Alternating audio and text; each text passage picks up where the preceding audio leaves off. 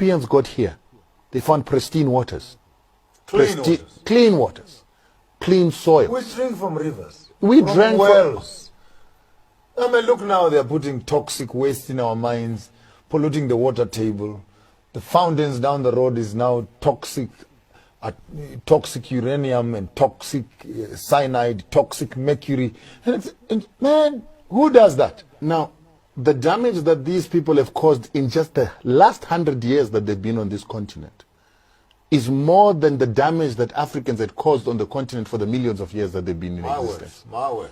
And this continent is being destroyed by this thing called Western civilization. The same thing that got them to run away from Europe. They ran away from the consequences of their civilization, which was pollution, wars, hunger, depletion of resources, death, overcrowding, and they brought the very same thing in sicknesses. They brought that to look Africa. At Sissy John Rhodes. I was reading the other day, the reason actually he came down was because of sickness. Of course. And if you remember, they wiped out the American Indian because of sickness and genocide. And they then occupied America and created it to be a white man's country. It's not a white man's country. It's a colony. I'll punch holes. And I want you to answer with like 1 minute to half a minute, because I want us to cover as much ground as possible. I want us to look at civilization, but classify it properly. Governance. Well, when you look at governance, Africa had governance that was able to allow them to not only regulate the people, but to live in their environment sustainably, that it was going to be productive, keep people alive, but be able to nurture life into perpetuity. Right now, we've got a governance system that makes us look like we're productive, but we're eating into our children's futures. And I can bet you that with the current trajectory, we probably will not even do another century if we don't annihilate ourselves with nuclear war or pollution. Wow. Number 2, education. The education is miseducation. The African has been indoctrinated to abuse himself, exploit himself, and transfer the wealth of this continent to Europe.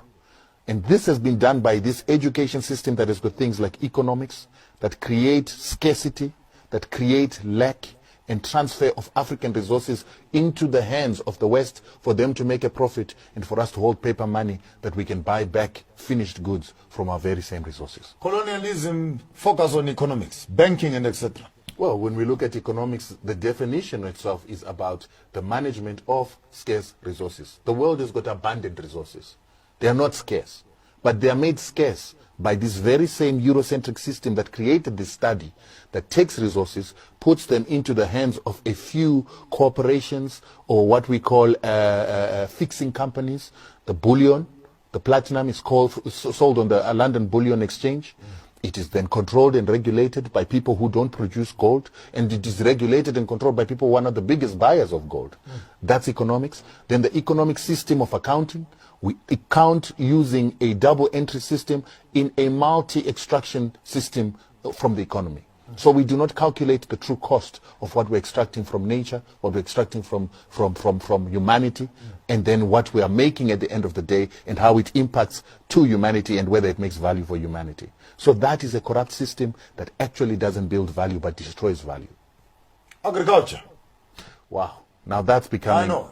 I'll go to town. It's a sad story. Agriculture is... What is in our stomachs? The food that we are eating. Because the other day I put up a video and people got mad when I said Jesus did not die for the black man.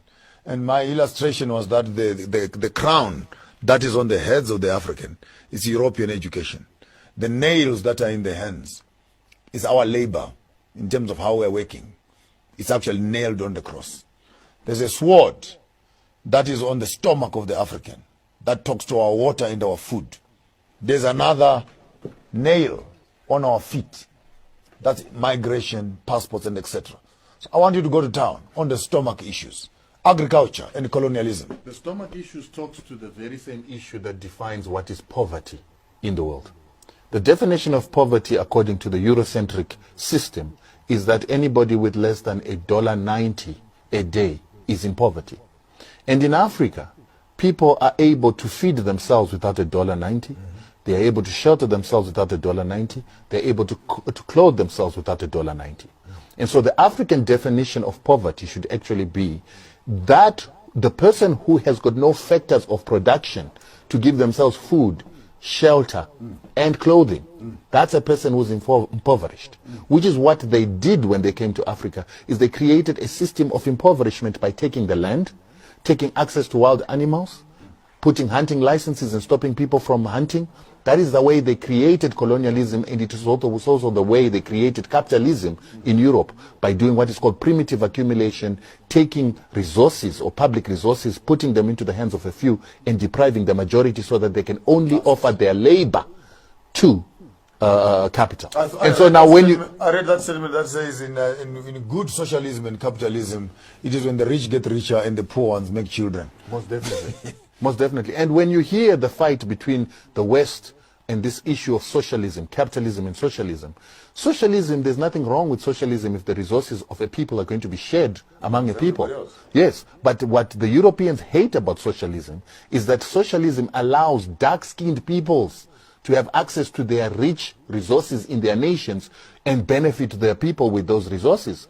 And they don't want that, so they are proponents of capitalism, which actually believes in taking resources of the rest of the world to put them into the hands of European nations and European peoples, white peoples, so that they can sustain their own people at the expense of everybody else. Get out of the bag.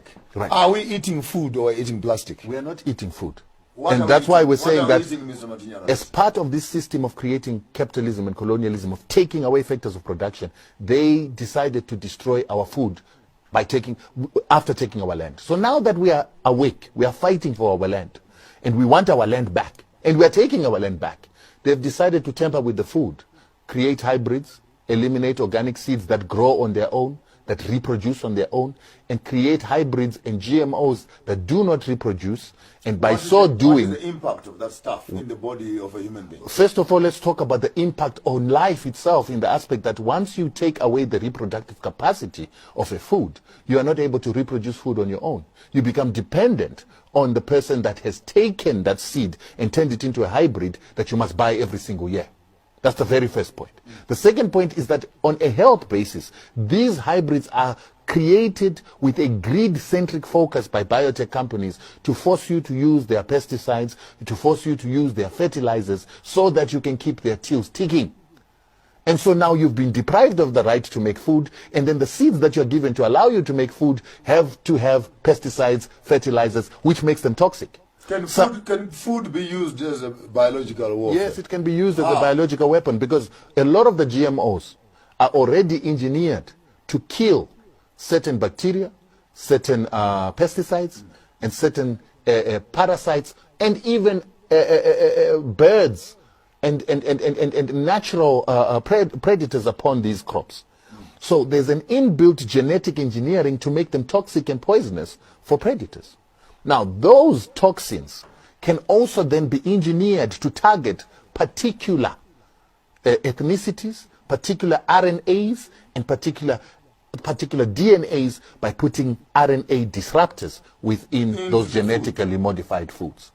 So they can actually target your RNA in your gut. When you eat the food. When you eat the food. You are being managed. Yes. And this is why some people are saying that one of the major reasons why we're having increases in autism ever since genetically modified foods came into effect, and ever since the use of glyphosate or BT upon these crops has begun to influence some of these chickens are like 8 weeks.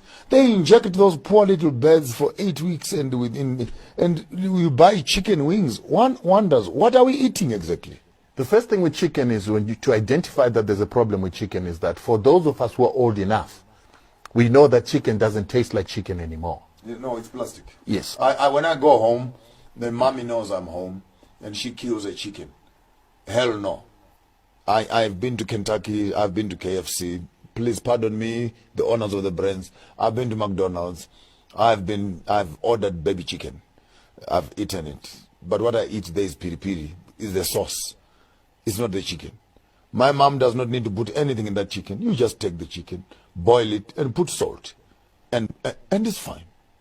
And remember, we're not only Africans identifying these problems in this death system. White people, Americans themselves, have gone